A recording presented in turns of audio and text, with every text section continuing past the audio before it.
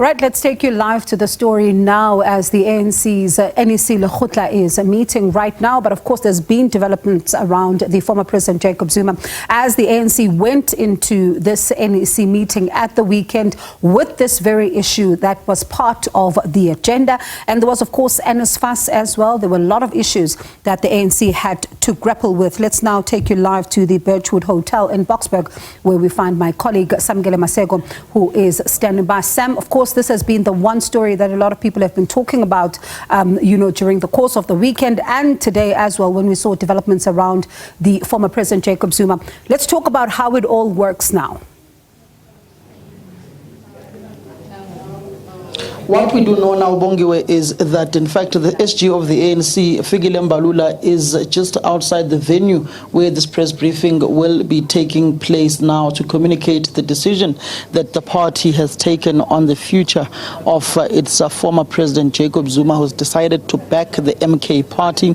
The NEC did sit and they did finish yesterday evening at about 10 o'clock deliberating on this matter. This morning, a few NEC members were still left to ventilate their views on this particular matter. There were two extremes. One was saying expel him immediately. Others were saying let's leave him, let's delay the matter and communicate it after the elections. But some are saying that no, we have already taken action against some councillors in the eThekwini region, and they have been suspended from the party, and you can't leave Jacob Zuma just to run free, and that would create him and make him as if he's got super membership within the party. So the NEC then thus decided that his membership would thus be suspended, and he will then be given a few days to essentially respond to the political party on why he should not be suspended from the organization or even expelled from the party.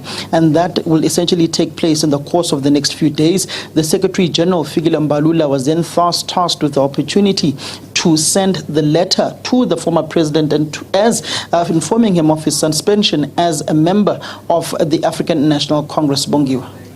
And Sam, one of the things, as you say, these two extremes, it was always going to be something that was quite evident, especially when you think about the fact that the ANC president, even at the January 8th statement, spoke about those who are trying to weaken the party from inside.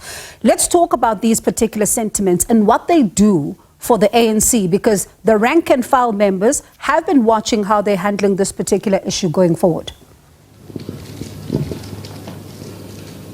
Indeed, rank and file members of the ANC have been watching how the party is handling this matter as it goes forward. There are some who are saying, particularly when you look at the views of the national chairperson, Mantashe, who views this as a sideshow, who says that if the ANC gets too embroiled and too focused on this matter, it will sidetrack its election campaign and it will give the MK party and former President Jacob Zuma unnecessary political mileage and coverage, which they would not have ordinarily gotten if the party just decided to note his decision and carry on with life as if nothing happened and meet him at the core face of the ground, where they will essentially be garnering and gearing those South Africans and gunning them to come out and vote for their respective parties.